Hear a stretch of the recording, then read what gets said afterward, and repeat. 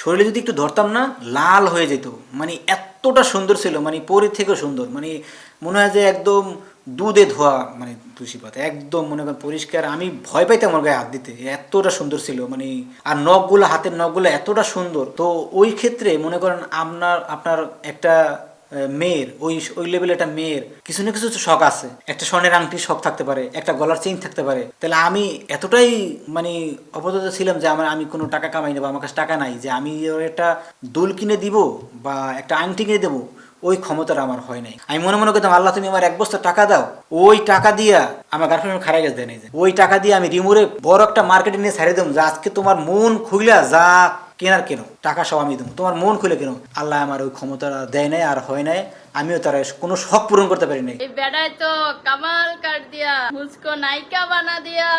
পুরুষ হিসেবে আমি একদম ব্যর্থ পুরুষ, যে পুরুষের কোনো মেয়ের আমি কোনো বউয়ের শখ পূরণ করতে পারি নাই। যে আমি আজকে থেকে এই পর্যন্ত রিমুর আমি কিছু দিয়ে মানে কিছু দিতে পারি না। দিছি সেটা আমাদের ফেসবুকের টাকা দিয়ে বা ওই টাকা দিয়ে, সেটা পরে। কিন্তু আমার সংসার জীবনে আমি তাকে আমার নিজের টাকা দিয়ে, নিজের ইনকামের টাকা দিয়ে আমি তার কিছু দিতে পারিনি। এটা আমার জন্য ব্যর্থতা। ওই হচ্ছে আমার সুগার ড্যাডি, ওই হচ্ছে আমার একটা ক্যারিয়ার দাঁড় করে দিয়েছে, যা হবে না সাথে। এখন আমি ওই মেয়েটা যদি সে টাকার মুখ দেখে বা টাকার লোভ করে, সেটা আমার কোনো যা আসে না। কারণ আমি কইছি যে তুমি তুমি সুখে থাকো আর তুমি ভালো থাকো, যে তুমি আরো বড় হও। কারণ তোমার সুখ যদি তুমি খারাপ কাজ করে বা কি করে, তুমি কোন কাজ করে তুমি মনে করো সুখে আছো, বাড়িগাড়ি করছো, বা আমি এতেই খুশি যে তুমি সুখে আছো। আমি দেখতেছি যে না, আমি যে সবগুলো পূরণ করতে পারি নাই, যে চাওয়াটা তোমার পূরণ করতে পারি না, সেটা তুমি আজকে পূরণ হইছো বা তুমি পাইছো, তাতে আলহামদুলিল্লাহ খুশি আমি।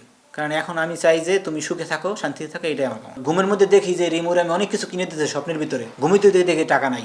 মানে এটা স্বপ্নের মধ্যে অনেক কিছু কিনে দিছি।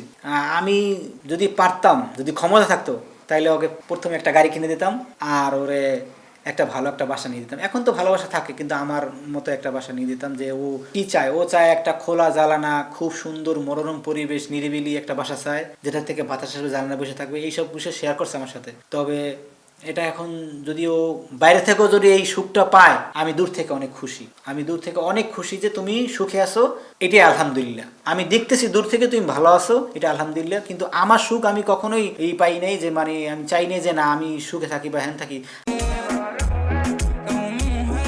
আমি একটা পোশাক এই যে ভ্যানগাড়ির থেকে কিনছি, এখনো এই ভ্যানগাড়ির থেকে কিনি, আমাকে যদি 10,000 টাকার মার্কেট করতেও দেয়, আমি ওটা আমি আর কিনি না। আমি ওই যে মনে করেন ওই ফুটপাথ থেকে কিনি। কারণ আমি ওই ফুডন কি করি না, আগেও করি না, এখনো করি না, কারণ আমার দরকার নাই। আর আমি ওকে সবসময় রানীর, এই যে মানুষ বলে না যে রিমুকে সবসময় রানী, আসলে বাস্তব আর আমি সাজাইয়ে রাখছি। খালি একটা জিনিস যে সাজাতে পারি না, সেটা গাড়ি দিয়ে আর একটা শুধু দিয়া বাসা দিয়া।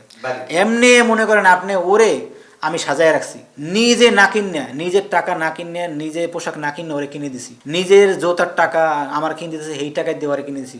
আমি নিজে মার্কেটে গেছি, দুজনে দুজনের মার্কেট করার জন্য গেছি। কিন্তু আমার নিজের না মার্কেট, ওর মার্কেট করতে করতে আমার মার্কেটে টাকা শেষ হয়ে গেছে, পরে ওরে মার্কেট করে দিছি।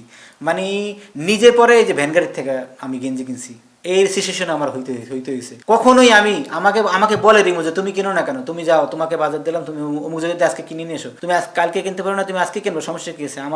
আমাকে টাকা দিয়ে দিয়েছে, আমি যাই নাই। আমাকে টাকা দিলে ওইভাবে ওই টাকা আবার সংসারই খরচ করে ফেলাইছে, কিন্তু আমি আমার সালাদাল পুরো করি নাই। আমি যে সবগুলো পূরণ করতে পারি না, ওর যে চাহিদা, ওর যে স্বপ্নটা পূরণ হোক। পূরণ যদি হয়ে যায় আলহামদুলিল্লাহ, আমি দূর থেকে খুশি থাকবো ইনশাআল্লাহ। একদম উপর দিয়ে দেখাই বলে যে ও আজকে আমি যেটা চাইছি আল্লাহর কাছে, যেটা আমাকে দেয় নাই, সেটা ও এখন পাইছে, এতে আমি খুশি।